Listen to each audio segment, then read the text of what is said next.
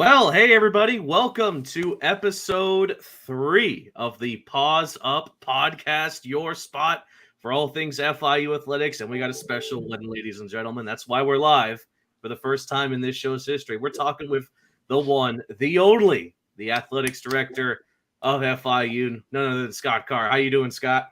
I'm doing great, Jake. Thanks for having me on, you guys. Good to see you, Kevin, as well. Yeah, it's an absolute pleasure.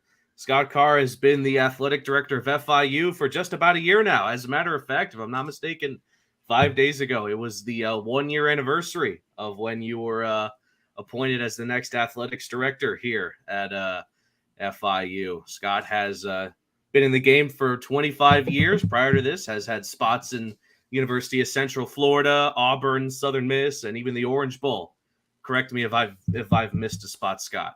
No, you nailed it. Those are all the stops, and I had a chance to visit with the Board of Trustees at their meeting this afternoon and told them 363 days ago I was at the Board of Trustee meeting on December 8th. That was the day that the story was breaking that we were hiring Coach Mack. When I went and talked to them that day, but 363 days since the board meeting, and I guess 300 and what did we come up with? 370 or so since I took the job on December 1st of 21. So it's been an awesome year and couldn't be more excited about our future.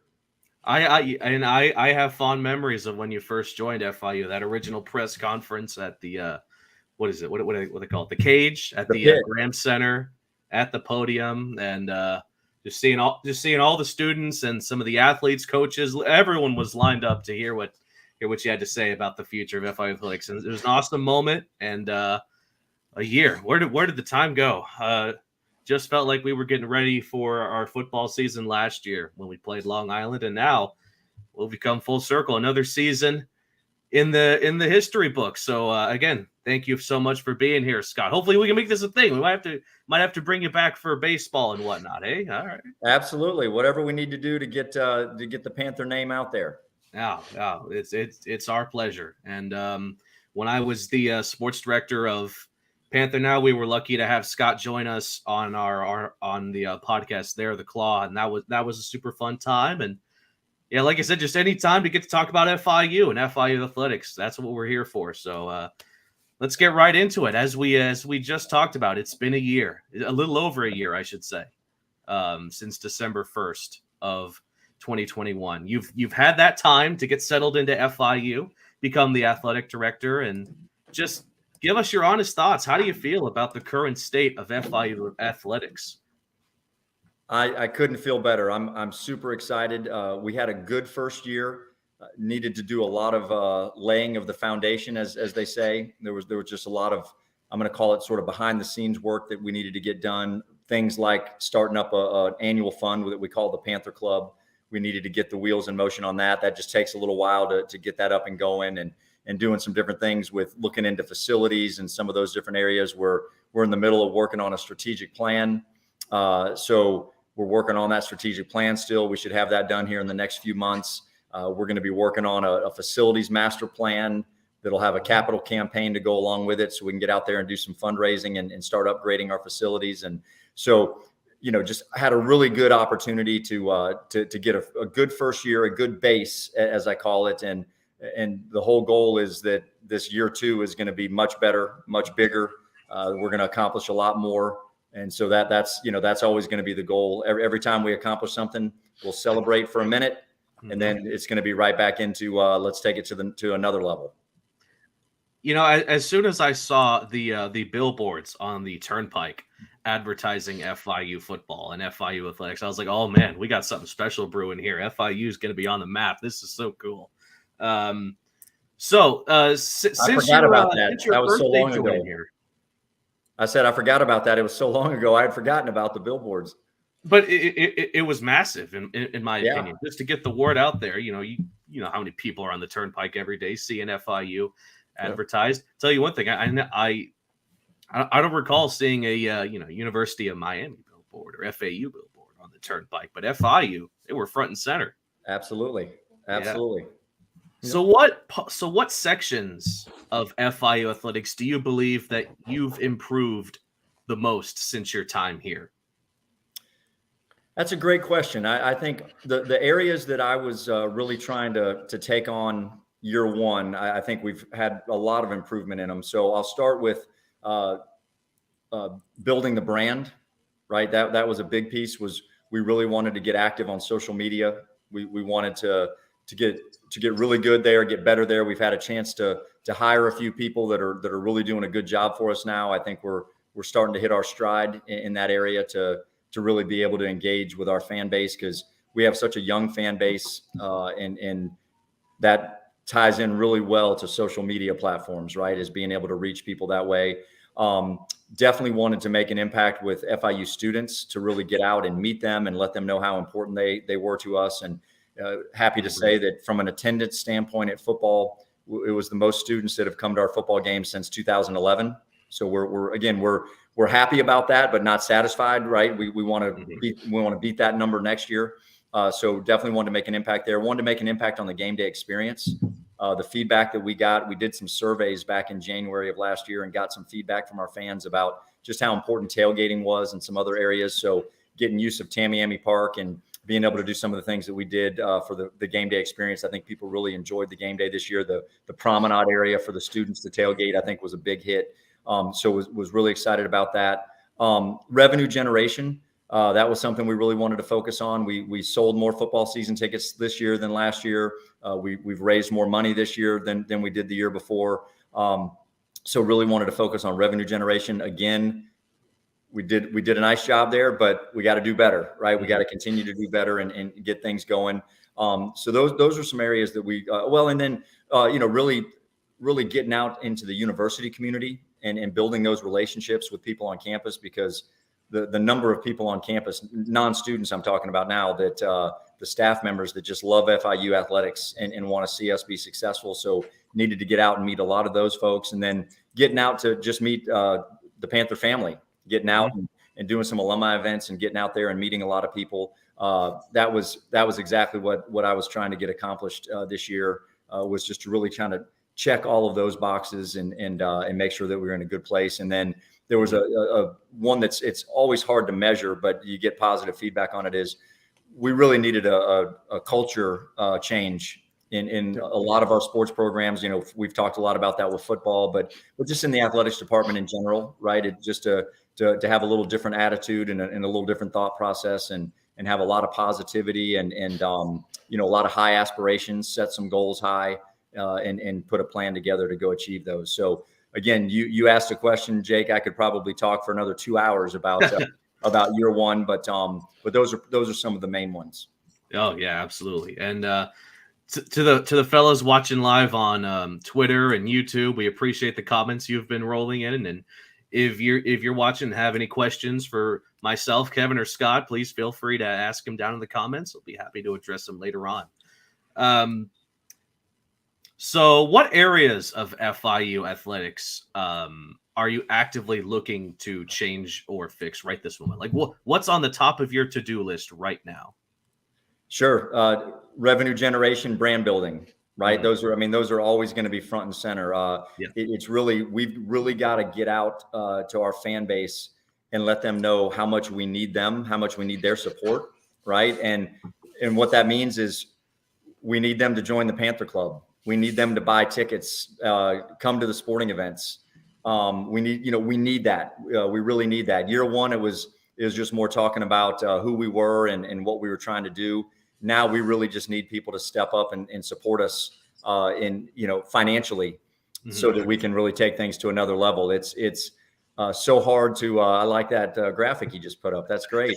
But GG's, Kevin. Yeah, that's great. Nice word, Kevin. But it's that's really what we need, right? We need more resources for our student athletes, so we can really get to a high level of success, whether it be facilities, scholarships, retaining coaches, all the different things that we need to do to be a successful program.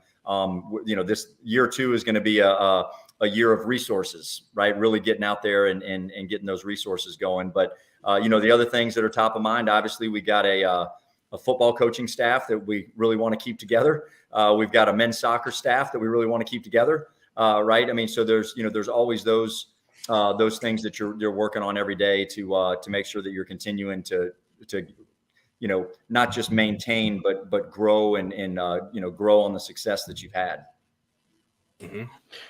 Yeah, Scott, I wanted to get to the next question, talking a little bit about, you mentioned at the start of the show your past endeavors, or at least Jake mentioned, UCF, Auburn, Southern Miss, Orange Bowl. How has the work that you've done over there helped you now for this new role as the athletic director of FIU? Sure. Great question. And the simplest way I can answer that is, though all those experiences have thoroughly prepared me for this role, is the best way I can say it. There's this first year, I can look back on it, even though there was a lot of curveballs, as they say, right? A lot of, just a lot of things that you just said, well, I didn't see that one coming, right? Just things coming out of nowhere. And it was, I was able to be unfazed, right? It was something where I said, oh, we've done that before. I've dealt with that before. I've dealt with something similar. I've seen how that works. I know how that works. So it was great preparation. I had some wonderful mentors at all my stops. Just some really highly successful people that cared about me, wanted to see me succeed. Obviously, I have a phenomenal mentor in my father, who's a former athletics director at a couple different schools. And so it's in my blood, as you all have heard me say before. And so all of those experiences really helped me get prepared for where I am today. And obviously the Orange Bowl experience was great because I knew Miami, right? I mean, I lived here for 4 years and was familiar with it. That doesn't mean that the first thing I complained about when I got home tonight was how brutal traffic was today going to and from work. For whatever reason, it was worse than normal. So just because I've been here before doesn't mean that you get used to the traffic sometimes. But we love it here, and all those different stops just really got me ready for this role. Yeah, now I wanted to ask a little bit about the campus life over at FIU. I mean, what do you think about the campus and student life at both campuses, the MMC one and then the Biscayne Bay campus? Sure. Well, obviously, I've spent a lot more time at the MMC campus, and including being a resident for 6 months. My first 6 months, right? I was living there on campus. I love that commute. I never complained about traffic. Lakeview South, right? I want to recall. Yes, that's correct. That's correct. Lakeview South, absolutely. But no, I think the campus life is phenomenal. It's been great for me, really, to see what it was like in the fall, right? Because I could really see the additional students, the additional energy. And it's been great all fall to see so many students on campus. I love it. Like today, walking through the Graham Center and just seeing so many students everywhere. And, Jake, you mentioned my introductory interview there at the pit in the Graham Center. Well, there was a ton of students in there watching some World Cup soccer this afternoon. So that was great just to see the young people that were in there. And, I am a huge fan of the fact that they have, that we've opened Tamiami Hall right there by the football stadium. That's almost 700 more students living in that residence hall there. I think that's huge. I was talking to somebody, it was either today or yesterday, just randomly, and just saying, just think about 700 students each semester living in Tamiami Hall that weren't able to live on campus in the past. Think about the affinity and the love they're going to have for FIU because they lived on campus. Think about what that'll look like 5 years from now, 10 years from now. I'm such a big proponent of the more time you spend on the campus, the more love you have for the campus. And so I'm just super excited for FIU as a whole, certainly for athletics. That's my role, but just for the university, the campus as a whole, all the students that get a chance to live in that residence hall and just what they're going to think about FIU 10, 15, 20 years from now, and the love they'll have for our campus just because they lived on it. I'm excited for that. I just want to quickly reiterate, like you said, the importance of Tamiami Hall and the students living here. This is a campus that's only going to get bigger as the years go on. It's destined to. As more students come in, there's more need for dorms and dining locations. Just the overall activities that students can take part in on campus. And you brought up Tamiami Hall, and you and I have both seen the amazing atmosphere, the amazing game day atmosphere right outside Tamiami Hall. Whether it's the band, the cheerleaders, the mascot, and all the 20 different booths where students can get engaged with some of the programs, and not to mention the parking, the tailgating right behind it. It's absolutely unbelievable to see that sort of shape up, and to again the game day student atmosphere and the experience that students could get at FIU. It's absolutely important. I've spent my 4 years there. It was absolutely awesome, and to see it grow further, which is what it has to do to survive. It's absolutely awesome. Absolutely. I couldn't agree with you more. I mean, you took the words out of my mouth. It's been incredible. And I won't name the school, but I actually had an athletics director when they came in town. They were just walking around campus and came down through the promenade. And they said, "This is incredible. I wish I had this at my campus." Where this student tailgating area that's so beautiful, that's right outside the stadium gates. And so we've got something really special, and we just need to continue to engage our students. I think the first night event that we did for the students at the stadium this year, that Monday night, the first night of classes, whenever that was in August, probably, I think we had 3,500 students or so come to the stadium that night. And they came back the next week for that Bryant game, right? We had over 4,000 students at the Bryant game. So just continuing to do that and really engage the students and really make that promenade electric is definitely going to be a high priority for us. Scott, you've had a lot of big moments this season with the soccer team getting, to the NCAA tournament, the football team getting the 4 wins, basketball getting off to a pretty good start. What has been your favorite moment so far now in this year as the FIU athletic director? Wow. Yeah. Kevin, you're right, man. If I were to sit down and put them all down there, starting with my press conference, right? And then Coach Mack's press conference a week later. And then, it's incredible. The amount of favorite moments that I've had, but I'm gonna go with this because it's not a single moment, but it's the number of times I've had student athletes come up and say thank you, right? And just we appreciate what you do, or me walking on campus and having our student athletes say hello and just let me know how happy they are, right? Those are the special moments for me. That's what it's all about. I love when the fans say that. I love when our alums say that. I love when my bosses, Dr. Jessel and the trustees, when they say it, that's great too. But it means the most. And my favorite moments and what drives me is when our student athletes just share some sort of an experience with me, whatever it is, right? Whatever the positive experience is, when they share that, it's wonderful, right? Again, jumping off the 10-meter platform after we won the swimming conference championship, that was a scary moment. I'm not going to lie, I was a little nervous up there, but and like you said, celebrating with the soccer team. There's so many great moments. Celebrating with the football team when they were getting some of those wins. Just again, all of those are just so special. And when student athletes, which is crazy to me, but they might thank me for being at their event, right? And you can see how much it means to them, just that myself or some of our staff are there supporting them. That's what drives me to want to get up and attack the job every day. Yeah, and something I noticed especially is how each sport supports each other. You look at soccer, for example, when they were in the tournament. You saw football out there, you saw basketball there, baseball out in the one of the goalposts behind it there. It's just a lot of support there, and I know you love to see a lot of that, Scott. I wanted to ask you. I wanted to ask the people in the comment section that we will be answering those questions at the end of the show once we did our usual run through of this. Jake, if you're cool with that, so I'm gonna take it to you. I know you have a question for Scott. So, you mentioned talking to the students and talking to the athletes. That means you're walking around campus quite a bit. What has become your go-to hangout spot on campus, and or your favorite dining location? Well, I think my favorite hangout spot ends up being my office. Unfortunately, that's where I spend all my time. But no, honestly, I love the Graham Center because there's just so much, there's so much energy in there, right? It's great. It's a great facility, right? There's great restaurants in there and food and different things in there, but I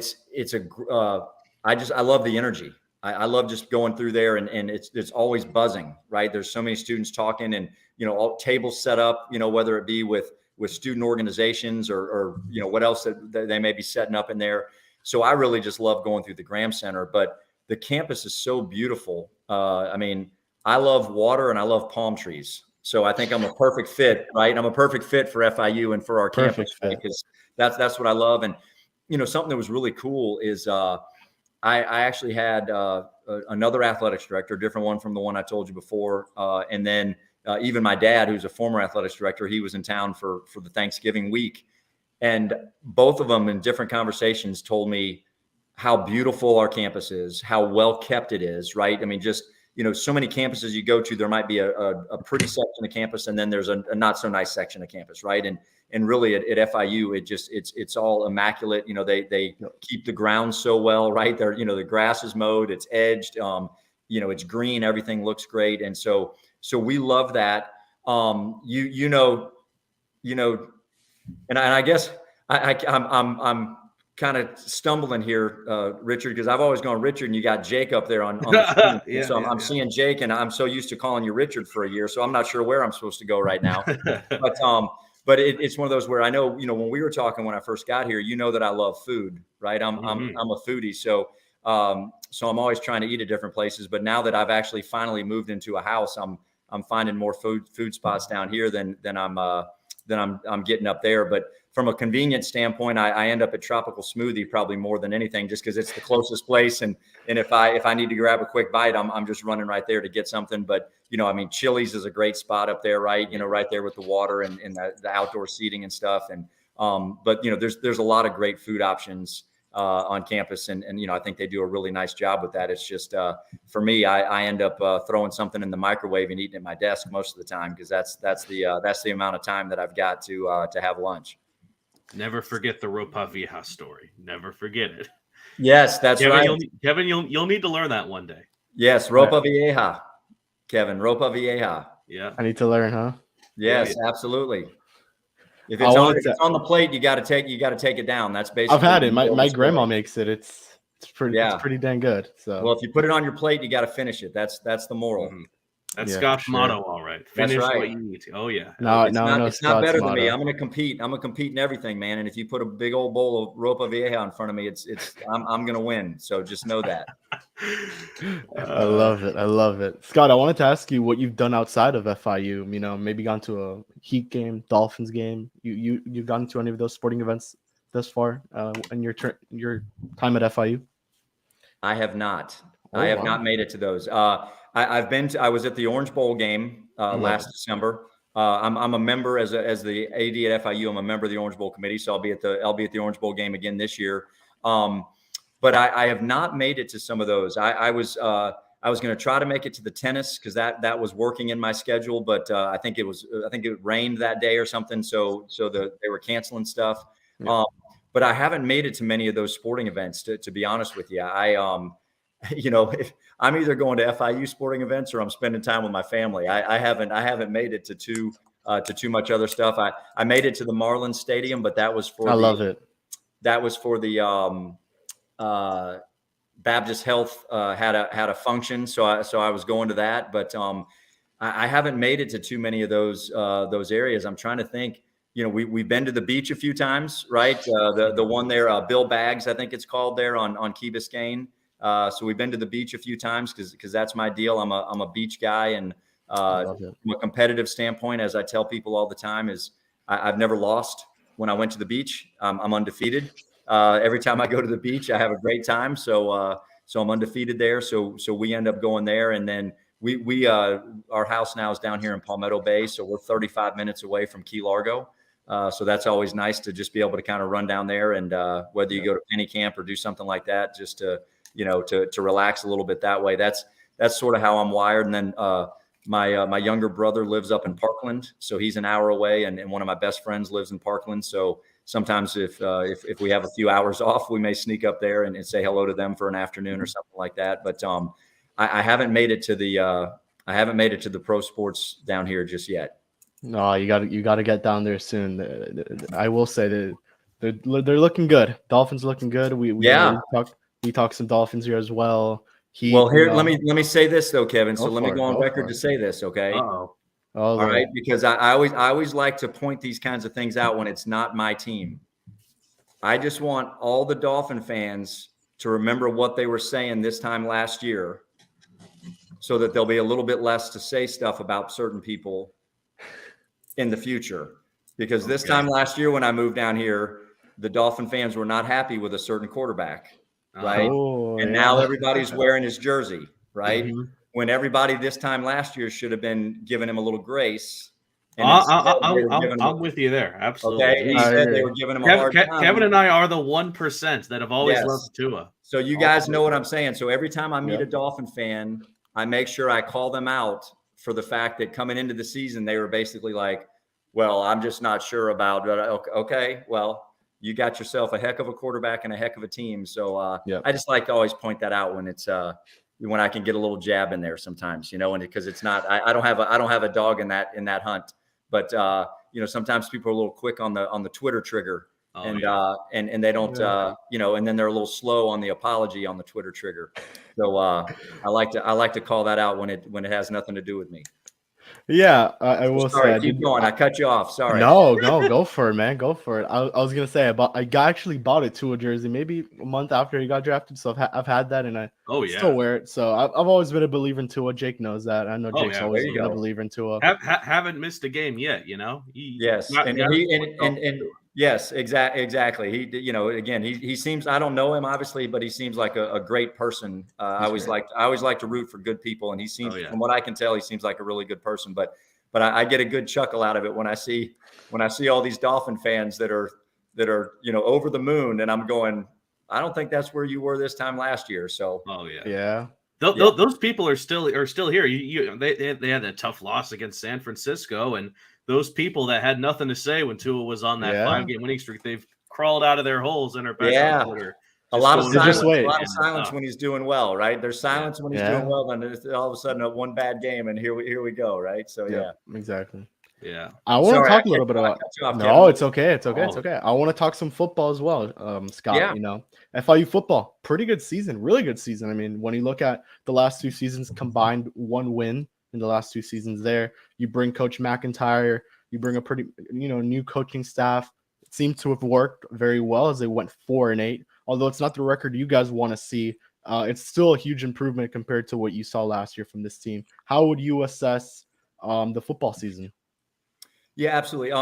You know, I was very pleased with everything from a holistic standpoint, right? Like you said, when you're in this business, you want to go 12-0 every year, right? I mean, you know, that's we all know that's not realistic, but that's what you want to do. You aspire to win every game. You go into every game with a game plan that you feel good about, that you think you can win. But to your point, Kevin, we knew. At least a couple of weeks after we got here, I'm not going to say we knew day one.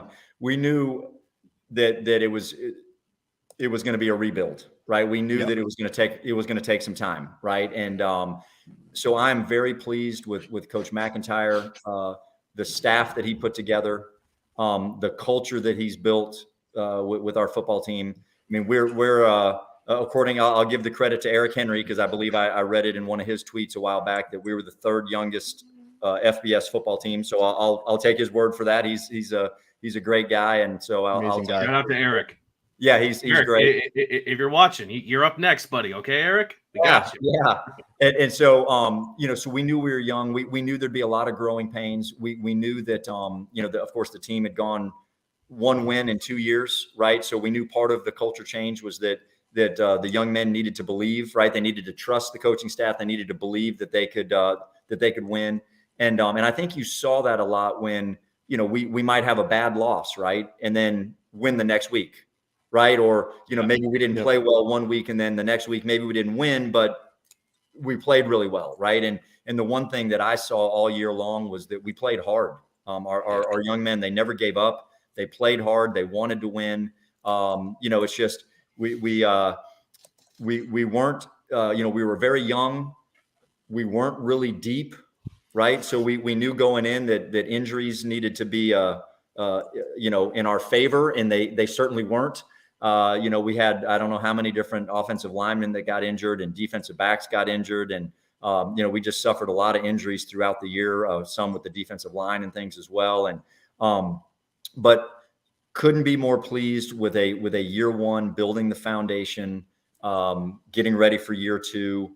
I'm I'm really excited about this next year and what we can do. And, looking forward to to signing day on December 21st. And then again in February, and, knowing that we're going to do really well there as well, between, getting some great high school players, but also some junior college and some transfers. I'm really excited about year 2 under Coach Mack's leadership.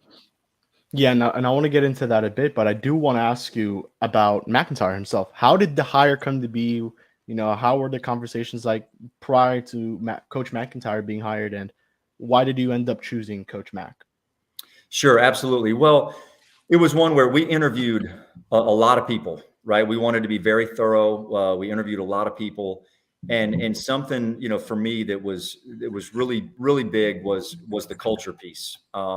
I knew from, the first thing that I did to start the search was I met with the current players, the current team, and asked them, what they wanted me to look for in a coach, not who they wanted me to look for in a coach, but what they wanted me to look for in a coach. Mm-hmm. And everything they said basically was culture, right? I mean, I'm not going to share specific answers, but everything they shared was basically, culture. Yep. And so we knew Coach McIntyre was going to bring that. And then we also knew that this was it was a rebuild. It was a heavy lift, right? This was going to be a heavy lift to get us to where we wanted to be. And Coach McIntyre's track record of having 2 really heavy lifts and being successful at both and having that head coaching experience, we just thought was invaluable. And 12 months in, I can tell you, I was talking to somebody literally about it today and said, man, Coach Mack was absolutely the right person at the right time, because some of the things that he's dealt with this first 12 months that have come his way, whether it be, things from an academic standpoint, from a transfer standpoint, from again, putting a staff together, being able to handle some things within budget, right? And all the things that we're doing, just a masterful job in that regard. Again, did we want 4? Do we want to be 4-8 or 8-4, right? Well, of course we want to be 8-4, right? And once we're 8-4, we want to be 12-0, right? I mean, it's, but it's there was so much that needed to be done to get this program on track. And we just knew that Coach Mack, again, what he did at San Jose State, what he did at Colorado, he was just a great fit for us. And again, I'll tell people this all the time. I like to hire people that are incredible human beings, wonderful human beings, right? And he checks that box and then some. So that's really, as we were going through our process, there's a lot of people kind of neck and neck, and you keep interviewing and you're going and you're like, okay, Coach McIntyre is doing this. And it was very easy. You're like, okay, we know exactly who we want to hire. So, so it was a great process. And his 1-year anniversary is actually going to be this Friday. So December 9th, we signed the contract December 8th, but the press conference was December 9th. So I don't know if the 8th or the 9th is his anniversary, but I'll celebrate both days with him. Not that I was going to say, just give them both dates to celebrate that. And very quickly, we spoke about the Dolphins quickly. MLB free agency, Jake. I don't know how much you're keeping up with that, but Mitch Haniger just signed with the San Francisco Giants. We saw the Aaron Judge news that ended up being fake there. So it's 3 years, $45 million for my free agent followers over there in the draft lottery. First ever MLB draft lottery is set to start now at 8:30, or just started. So I know, Jake, you have a couple other questions about football. Oh yeah, I mean, I love the little cut there with baseball, and gotta throw it in. Oh, of course. Scott, you talking about Mike, because Mike is that guy. He is him. He brings the energy to everywhere he goes, whether it's that press conference, whether it's any sporting event he goes to. I still fondly remember that photo with you and Mike just popping off after a play at a basketball game over at the Ocean Conversation Center. You and they were just popping on. It was so cool. It was so cool. But one of the things that Mike has promoted heavily is recruiting here, recruiting in the South Florida area, and going so far as not just the unlimited talents that the high schools here in South Florida produce, but also JUCO and also around and around the rest of the country.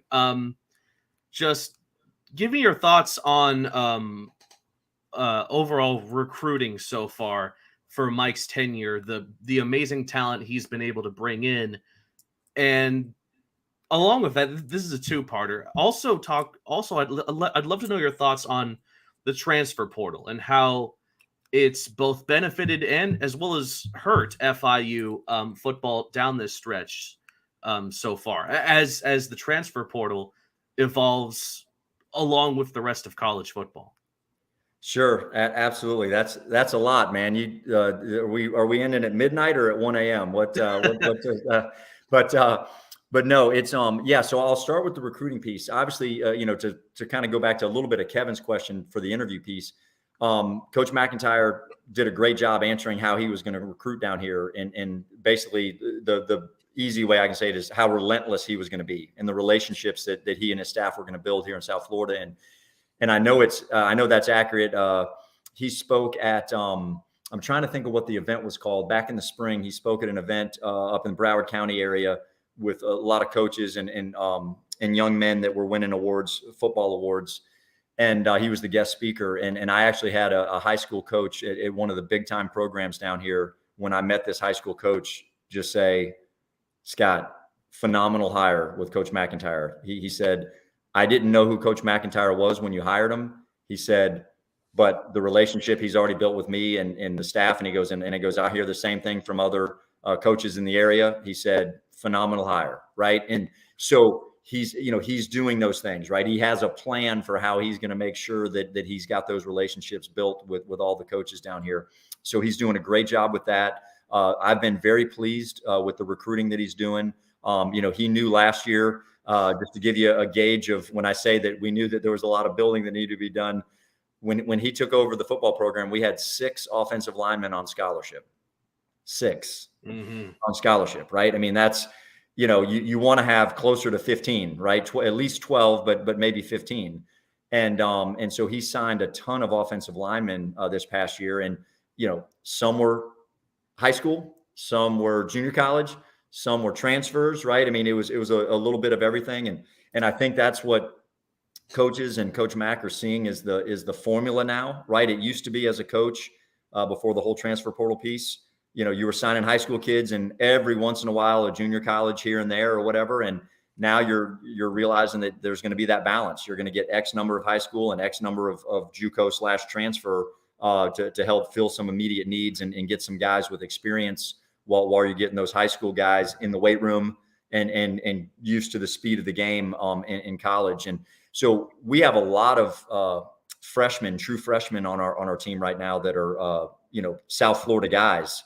Some that saw some minutes this year and some that maybe redshirted and are getting prepared for next year that we're really excited about. Coach Mack has an eye for talent. John Bach was his first one of his first signees, right? And he saw him the first day we hired Coach that Thursday. He did the press conference, I think, on that Friday. That Friday was the last day you could actually go out and recruit, if my memory serves correctly. And he went to the practice John was at, and he saw him and he said, "Who is that?" Right? And the coach was telling him who it was, and he goes, "That young man is going to be a heck of an offensive lineman." And he came back and told me, he goes, "Yeah, the young man we just offered today for offensive line," he goes, "he'll play early here." Now he ended up starting, right? He started every game this year, I think, except he might have been injured for one of them, but. Incredible talent that, imagine how good he's going to be even, moving forward. So doing a great job in South Florida, and then shift into the transfer portal a little bit. I mean, it's everybody's getting used to it. I mean, it's one of those where I think as administrators and coaches, we've made the adjustment faster than the fans. I follow multiple different schools. And so FIU is not the only school that has fans trying to figure out this whole portal. And man, people are leaving and, starters are leaving, and you're going, go to any school in the country, go to P5 schools, go to, you name a school and they got starters that are leaving. I mean, it's a really crazy time right now with the portal. I think over the next few years, it'll settle down a little bit. I hope it does, because one of the unfortunate pieces to the portal that I don't think people talk about a whole lot is about 50% of the young men in football that go into the portal don't find a home. Yeah. And so all of a sudden that scholarship that they had to get that education is gone, right? Because they go in the portal and the school where they went left is going to fill that spot, right? And so they may not have a spot for them anymore if they decide that they're not going somewhere or they don't get an offer somewhere. So, that's something that these young men really have to be careful about, is that, you put yourself in the portal, that automatically basically takes you off a scholarship at where you are, right? And so, it releases you from the scholarship so other schools can talk to you. And that's something that's breaking my heart, because for me, I want to see these young men and young women, but we're talking football right now. I want to see these young men get that degree, because I know how that changes their life. But back to the transfer portal, the way I see it, the way we see it, I'll speak for me more than Coach Mack, but I know he's on the same page I am, is, we're going to get as well, if not better, as what we're going to end up giving. Right. To kind of flip that saying around a little bit to make it work in this setting is, yes, we're going to lose some good players to other schools, but we're also going to get some really good players to replace the players that left. Right. And so your goal is always, if you lose somebody, you want to replace them with somebody that's better. Right. I mean, and sometimes that works and sometimes it doesn't. Right. And that doesn't mean that you ever want to, lose players or lose your starters. You'd love for it to be like it was traditionally, where somebody comes to play for you and they're yours for 4 or 5 years. Right there. That's their one school. Right. College wasn't the bounce around as much as the NFL, right, with free agency and things was in the past. It was, most young men, it was one school, one team, right, for their career. And, so you just have to adjust. You have to be as much of a general manager as you do a coach these days, and work that roster and just know that, hey, we just lost an offensive lineman. Okay, well, we need to add an additional offensive lineman into our recruiting mix this year, right? So we need to, and we probably want to get somebody that's got some experience, because the guy that just left had some experience, and but we've got these freshmen or these sophomores that are pretty much getting ready, and they should be ready to be starters too. And so you just have to really, you always had to manage the roster as a football coach, but it's just a different level of management now. It's much more unique, because you may not know until a week after the football season's over that somebody's leaving your team and going in the portal, and you were counting on them to be a starter next year, right? So it's a much different situation, but hopefully in the next few years it'll settle down a little bit more, where it feels a little bit more pure, right? Because I think sometimes now that there's a lot of people that are getting in these young men's ears and saying you should transfer for XYZ reason, whatever it is. And it's not even the young man that's been thinking about transferring. It's all of a sudden, a family member, a friend, somebody starting to get in their ear and say, hey, you should go to this school. You should go to that school. You could get money or NIL money here, or you could get, if they're starting, you're not going to get more playing time somewhere else than you're getting at your current school if you're starting. Yeah. But I think I saw something yesterday where in the ACC, 5 or 6 of their quarterbacks that were starters on day one are in the transfer portal right now, and that's in the ACC, right? I mean, so it's some crazy times for sure. Oh yeah.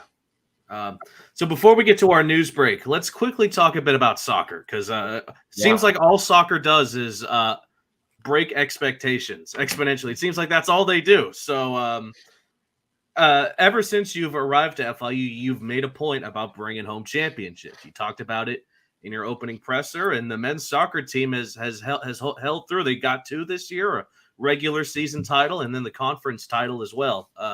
On a scale of 1 to 10, how satisfied were you with the team's results?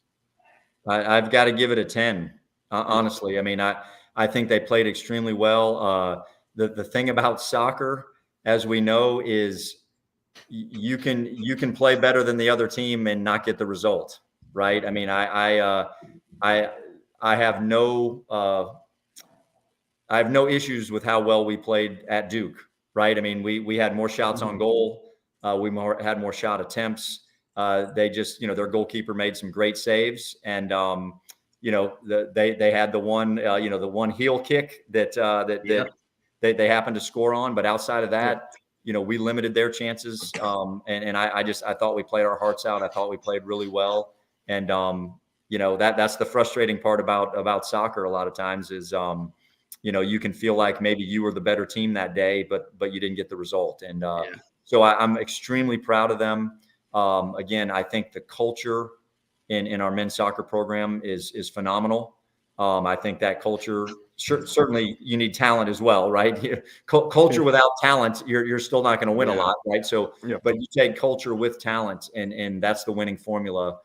So we're super excited about our program and our coaching staff, our student athletes. They're getting it done in the classroom. They're getting it done on the field.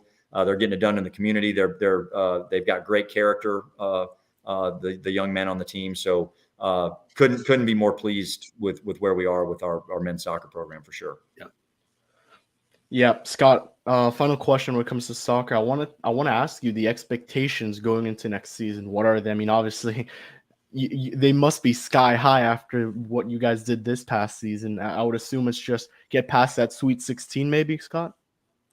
Well, that would be great. Again, I let our coaches and student athletes set kind of the expectations they have for the team, and not have the athletic director come in there and try to put something on top of them, right, to add pressure or anything. My role is to come in there and support them the best way I can so that they can achieve their goals. But certainly we would love to be in this same type of situation again, right, to have an opportunity to play that Sweet 16 game, to make it to the Elite Eight, and like we've talked about before, to continue to grow, right? I mean, I think when you think about programs, I hate the labels P5 and G5, but you think about the G5, where I just call that the less resourced schools, right? We have less money than the other ones.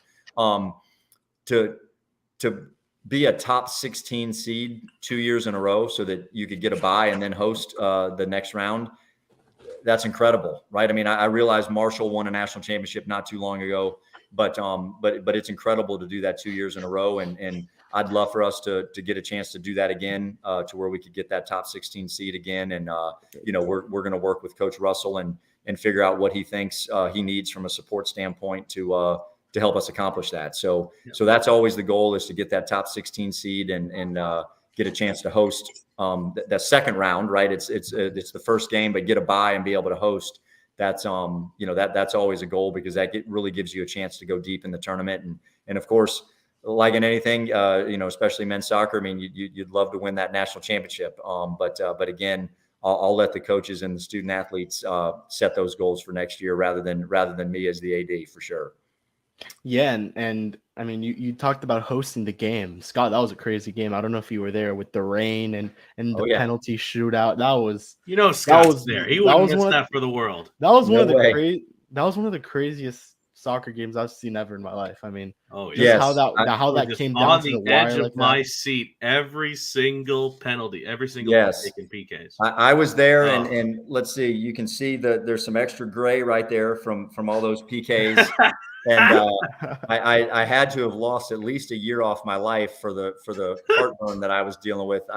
Man, that was, and I was down by the fence where the PKs were taking place. So that was, man, that was crazy. 12 PKs. I've never seen anything like it. That was just a roller coaster of emotions for sure. I'm seeing the World Cup penalty kicks, and I'm being like, oh, that's cool. But that those FIU penalty kicks, that were out of this world.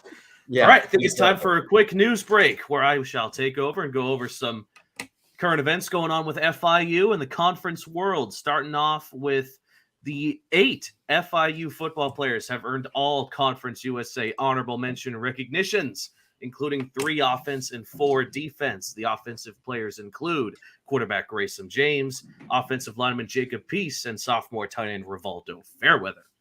4 players on defense, 3 of which were linebackers, include Devon Strickland, Sean Peterson Jr., Donovan Manuel, and Gathan Bernadelle. And even punter Dayton Montiel got some love. Punters get love too, as part of the All-Conference USA honorable mention recognition team. And as well, 4 FIU rookies have been selected to the All-Conference USA All-Freshman squad. Those freshmen are Demetrius Hill, Hakezia Massis, John Bach II, and Jackson Lee. Moving on now a bit to some more college football news. A bit of a shocking story with the University of North Texas specifically, they just fired their head coach, Seth Littrell, following their Conference USA Championship appearance where they lost to the University of Texas San Antonio. It seems a bit surprising on the surface until you look at his record there, 44-44. And even though he's made it to the Conference USA Championship and quite a few bowl games, they have yet to win any during his tenure here. So they will look to replace him with whoever's available. But the big head coaching news was the winner of the prime time Deion Sanders sweepstakes. He ended up going to the University of Colorado, and of course, transfer and recruits have just skyrocketed over at that university. As a little bit of prime time never hurts any school, and we'll see where it goes from there. I'd love to talk to Coach Mike about, of course, being from the University of Colorado, about his thoughts on Deion going there. And going back to FIU real quick, for the students, freebie, getting an upgrade. That's the free cart service that's been around since 2020 that allows students who don't own cars or need to get anywhere in a hurry, they can request a ride around MMC, BBC, and the Engineering Center with brand new freebie Tesla Model X's. That ought to be just super cool. So if you're a student that needs to get around campus in a hurry, just download the app and request your next ride. And that was your very brief news break. Kevin, take it away. We got some questions from some of the people watching that I'm sure they'd love to get the scoop on from Scott. So let's not waste any time. Yeah, we only have 2 questions, but they're pretty good questions, I will say. And this is the first one, comes from Daniel Rodriguez. He says, has conference realignment been discussed at FIU, Scott? Well, I mean, it's one of those where you're always talking about what's next, right? I mean, trying to figure that out. We're in Conference USA. We're proud members of Conference USA. We just got a new TV deal, new media rights deal that's going to be really positive for us. So we're excited about that. The money's going to be in a good place. The exposure is going to be in a good place. We're excited to be partnered up with CBS Sports Network and ESPN. Those are the only 2 platforms. So no more Conference USA TV. We won't be with Stadium, right? So it'll be a little bit easier, a lot easier, I think, for our fans to find us. It'll either be on one of those 2 linears or it's going to be on ESPN Plus, right? It's going to be a lot easier to find us. So we're excited, honestly. We're excited about the new league that'll start up, the new membership, I should say, that'll start up here in fall of 23 with 9 members. And then in fall of 24, we'll add Kennesaw State to have a 10th member. So again, we're proud members of Conference USA. I mean, it's one of those deals where you've always got to keep your eye on what's going on, right? You always want to make sure that you're in a great position. And at the end of the day, as I tell our staff all the time, we need to dominate the conference that we're in. We need to make sure that we're winning conference championships here in Conference USA and being the best that we can be there. So again, I think people across the country talk about realignment all the time, and if you're not talking about it, the next thing you know, you're reading a story about 2 teams that are going somewhere, right? And you're going, where did that come from, right? So you're always keeping your eye on that to make sure that if there's music that starts to play and then it stops, that you got a seat, right? You always want to make sure that you're in that place. But we're excited about taking on the new membership here starting in 23 and 24.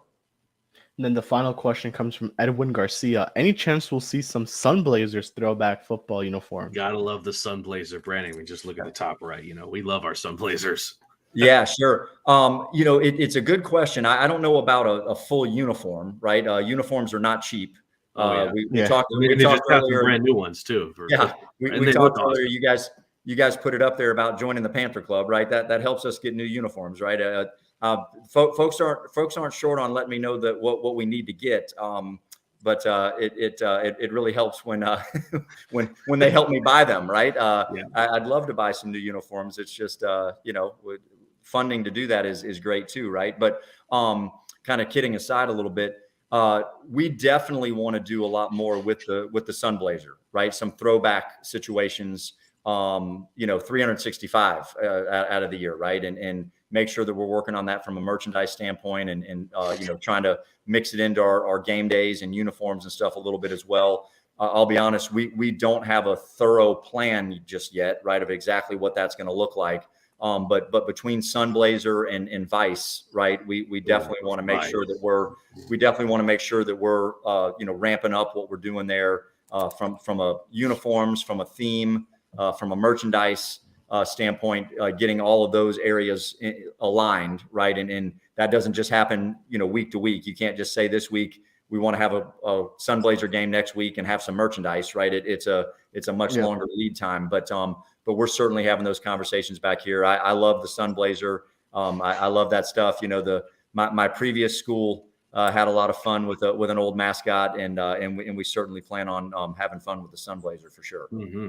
Yeah, and you guys killed it with the Vice. I mean, the field was phenomenal. It even got national attention. The helmets were great. I love how you guys also always change up the field, something nice, something new. Definitely, I never really seen college football. This is maybe the first college I've ever seen change up their field, the look of the field every game. So I love to see that. And Jake, anything? Well, you nailed it, Kevin.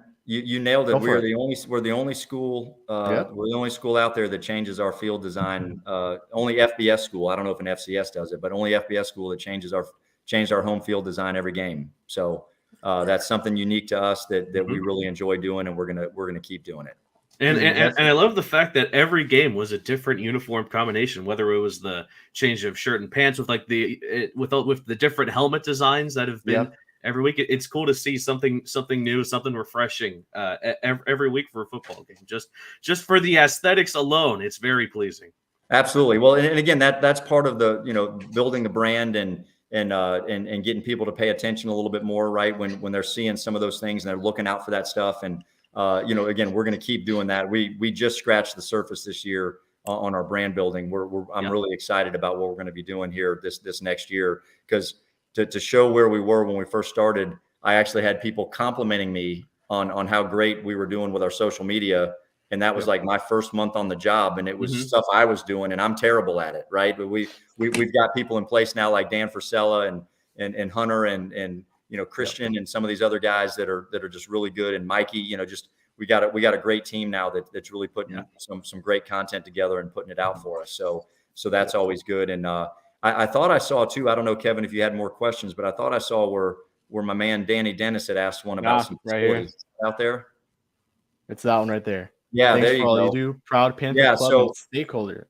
Wanted to address that because we'll here in the next few years we'll definitely have one of our facilities named after Danny from the major gift he'll be giving us. So that'll be great. But no, it's I wanted to throw that one out there because I'm really excited about it. I think I mentioned some things about strategic plan and some of that stuff. I'm a broken record, so if I didn't talk about our strategic plan on here, forgive me. But we're actually engaging with some sports architects. We haven't had our first meeting yet, but we've gone through the process of getting them engaged and getting them onboarded and contracts and all that kind of stuff. So we're going to be working with some sport architects to look at all of our facilities and figure out what we need to be doing, right? So it'll be a few months after we put the strategic plan out before we can actually get our facility master plan and capital campaign, right? Because we need to put dollar amounts to it and figure out how much money we need to go raise to get our facilities where they need to be. But we're certainly looking at those things, from a track to swimming pool to a basketball indoor practice facility, to what do we need to do about a football indoor practice facility, to what we need to do at our softball stadium, the fact that we actually need to build a nice soccer stadium and not just have bleachers. And again, I'm leaving some things out, not on purpose, but there's a lot that we need to tackle. So we're going to work with the sports architect and put a lot of things together so that we can figure out what a cost is and put a plan together to go raise those funds to do it. And at the same time, we're also working on some more renovation situations, whether it be hydrotherapy rooms or trying to build a secondary weight room over at the Ocean Bank Convocation Center. There's a bunch of different things like that, whether it be replacing some turf at some places or, replacing video boards at places, whatever it may be. We're putting all that stuff together on a list as well. And we're going to start tackling that, and stay tuned. We'll have some good news on some renovations, a few smaller projects that we're looking to do. We'll have some good news coming here, and hopefully in the next week or so about some things that we're going to do to help make a few of those smaller projects happen. You know, the bigger projects like a soccer stadium or an indoor practice facilities and some of that stuff. Those are bigger items, bigger ticketed items that'll take a little more fundraising. But we're definitely going to start tackling the facility stuff even harder than we did year one, starting really soon. Mm-hmm. Love to hear that.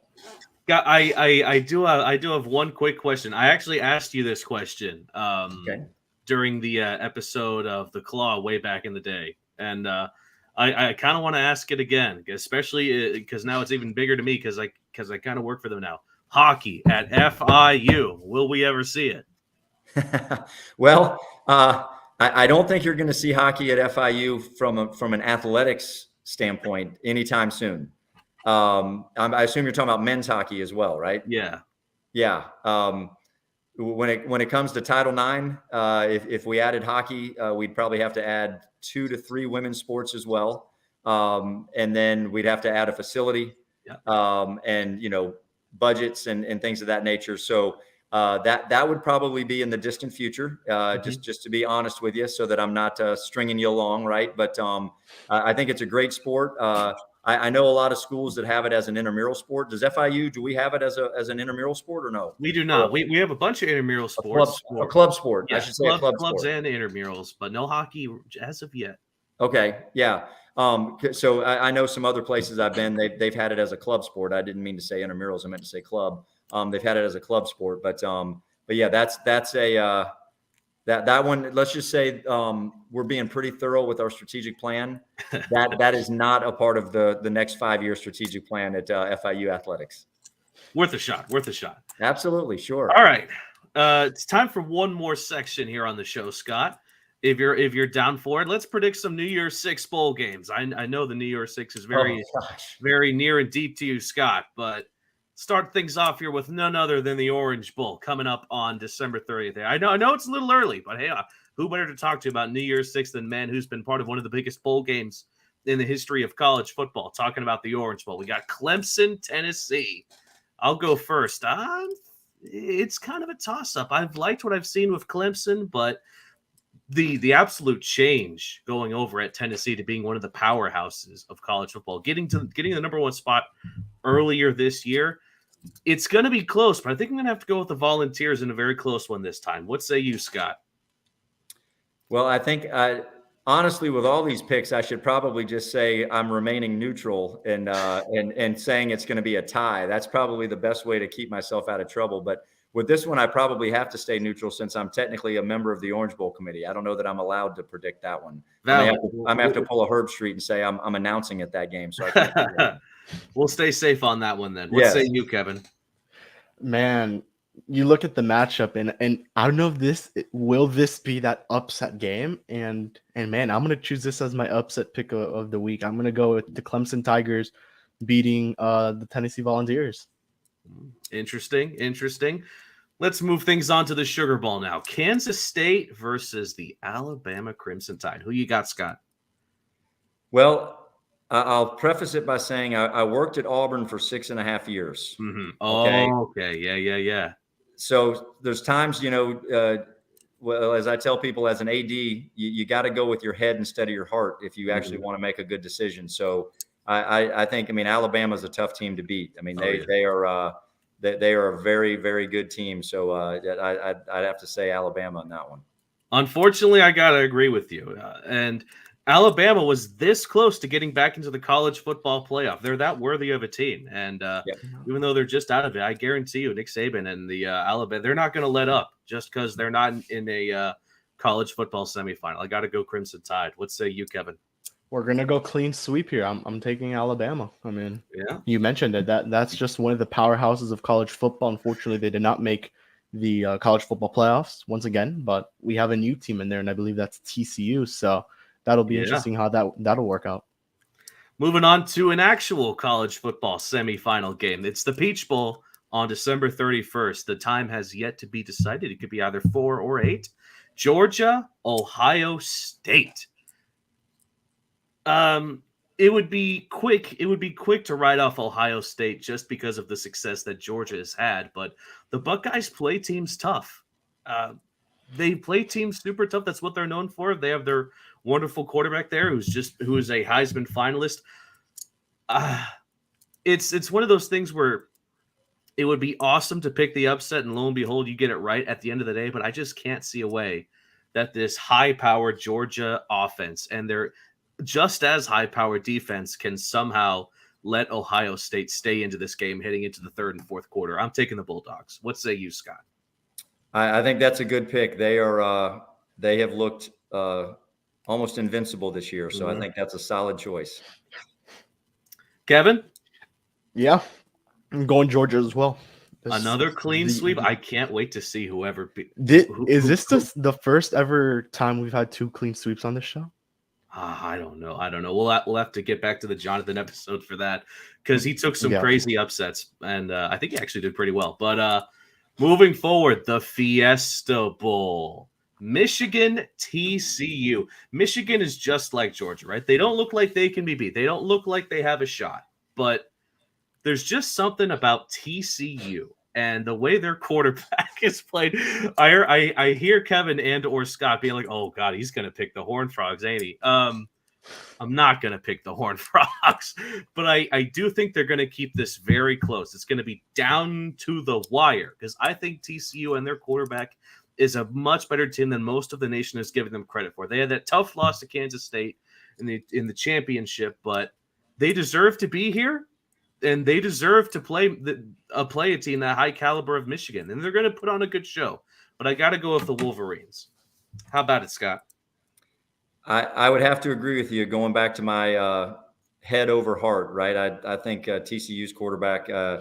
He's a special young man. I really enjoy. I was only really able to watch one game this past weekend. I don't have much time to watch these games other than FIU, but Michigan is they've looked pretty invincible this year too. Mm-hmm. Kevin, a third clean sweep. I'm going Michigan. Third clean sweep. We're killing it, Scott. Oh my goodness. That's awesome. That's awesome. Now on to the Cotton Bowl, which is on January the 2nd, 1 p.m. USC and Tulane. Now, if your team is not the Utah Utes, then you have struggled against USC. Then you have likely struggled against the Trojans this season. They are a solid football squad, and they're playing a sort of mystery team, being Tulane. And unfortunately, I got to bring up UCF for a second with Tulane and how they looked against them in the conference championship game.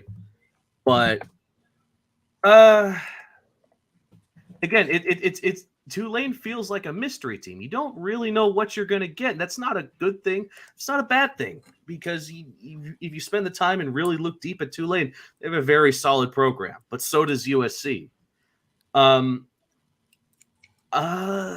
Do I really go for the upset here? Nah. Give me USC. It's kind of a boring pick, sadly, but I don't know if Tulane has enough talent, especially on defense, to take down USC. How about it, Scott? Well, I may go away from my saying before and go a little bit more with my heart. Tulane, I love the underdog in this situation. They were a member of the American Athletic Conference when I was there for a long time, a member of Conference USA back in the day when when I was at Southern Miss, there was a rivalry game there. Friends with the AD there at Tulane, Troy is there, and anyway, it'd be special to see them get that upset. That G5 team get the upset. So I'm probably going a little with my heart there, but we'll go that way. Ooh, he's taking the green wave. Are you on board, Kevin? No, unfortunately not. I'm sorry. I'm taking USC. I mean, I'm still pretty shocked that they lost to the Utah Utes, to be honest with you. But I mean, hey, you still got to give credit to USC and what they've done this season. I mean, it's crazy. And same with Tulane. It's been very impressive. So, but I'm gonna take USC here to win in the Cotton Bowl. All right, we couldn't just go complete clean sweep. Oh, we just had to ruin it there. All right, and the last of the New Year's 6 games, the Rose Bowl. Penn State, Utah. If you watched even a bit of that Utah-USC game, this was an all-around amazing display of talent by Utah in that game. And Penn State's no joke themselves, but I'm riding the Utah train for this one. Give me the Utes. Not much to say, really. I'm a big fan of them, and I like Penn State too. But the Utes are something special this year. How about it, Scott? Are you on board? I'm on board. I'm on board with the Utes. All right, Kevin. Oh, the Utes. I'm going the upset. I'm taking Penn State. Going the upset. All right. So there was your New Year's Six. Quick thing, Scott. Of course, you've spent quite a bit of time at UCF. How do you feel about them against Duke in the Military Bowl? It's a good question. I haven't seen Duke play at all this year, so I'm not sure. I think very highly of Coach Malzahn, and know that when it comes to bowl games and things, he always puts a really good game plan together. So again, whether it's my head or my heart, it'd be hard for me to go against UCF and Coach Malzahn and Terry Mahajer and the whole group there, to get that win. Mm-hmm. Fair enough. All right, Scott, you've been an absolute legend. We can't thank you enough for joining us on episode 3 of the Paws Up podcast. Before you go, do you have anything maybe you'd like to say to the students or the athletes watching, and to the alumni as well? Just about anything pretty much regarding the FIU Panthers? Well, always start with a thank you, right? Thank you guys for having me on. Thank you to anybody that's listening, and thanks for those that are supporters of FIU athletics. And again, we need more of you, right? We just tell your friends, again, join the Panther Club, buy tickets, come see us, come support us. We need to fill up our venues and create those great third time great the charm, right? home field and home court advantages. But again, FIU is a very special place, and we have an opportunity to do some really special things. We've got the alumni base, we got the student body for it, we've got the campus for it, we've got the city for it. We've got everything lined up and ready to go. It's just need a little bit of time and a lot of support, and we'll we're going to accomplish really big things. So I couldn't be more excited, more energized, and ready to go. And hopefully the rest of our fan base and alumni base are ready to go as well. Mm-hmm. And we'll Final be leaving thoughts a to link. yourself, Kevin? Yeah, no, I was just going to mention that we'll be leaving a link to the Panther Club down below in this video and the podcast. So whoever wants to join the Panther Club could do that as well. And Awesome. Thank you, Scott. It was amazing having you. We had a great time, and hope to have you on soon to talk some baseball, and then maybe at the conclusion of the basketball season, get into that as well. Oh, yeah. Yep.